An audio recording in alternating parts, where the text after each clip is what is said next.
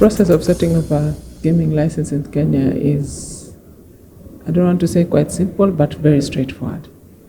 So you forward to the board your proposal, and let us know who you are, what you want to do, how you want to do it. And then once we look at the application and know that we've met all the basic requirements, then we'll forward to you the necessary details in terms of the requirements that you need to submit to the board and the prerequisite payments, the initial payments. So it's not hard to obtain a license. The process of obtaining a license is pretty straightforward.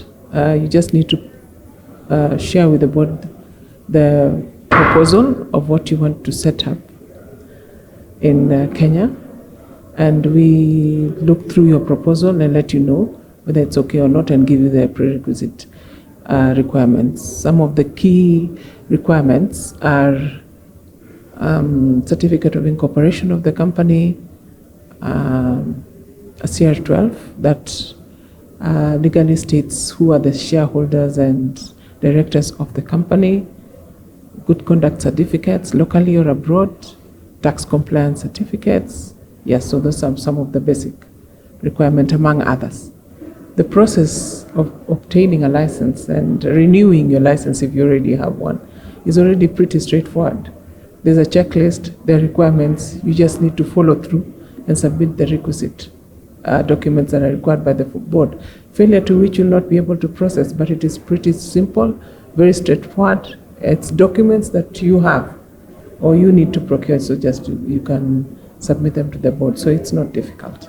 The prerequisite documents have not put them off because we have several foreign investors who have licenses in this jurisdiction, and some of them have partnered up with local operators.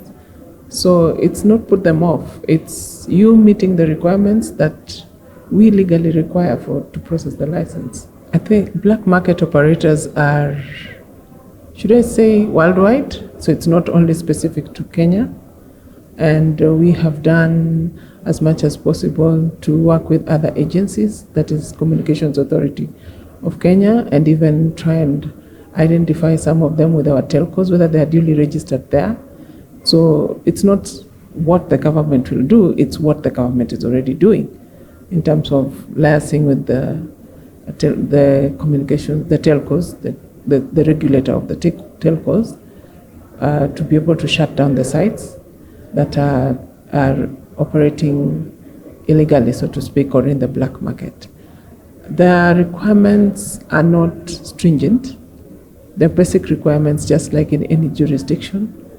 They can't be made simpler so that we get more traction that is not, how do I put it, sufficient for you to run an operation. They just have to meet the requirements, which are not difficult in my view. And it's been made very easy for us, breaking it down to telling you this is the checklist. Just submit 1, 2, 3, 4, and then we process. Sigma, in 3 words: informative, insightful, eye-opening. That's my take.